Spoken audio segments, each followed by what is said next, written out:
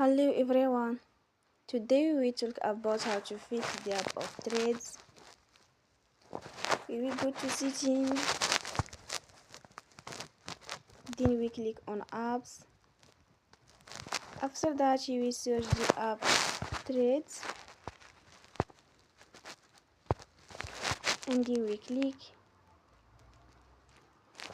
Then you will on force stop. After that you will go to storage. Then we click on clear cache. In the end, you will turn your Wi-Fi and you will turn again. Don't forget to support us by like and subscribe. See you next time and thank you for watching.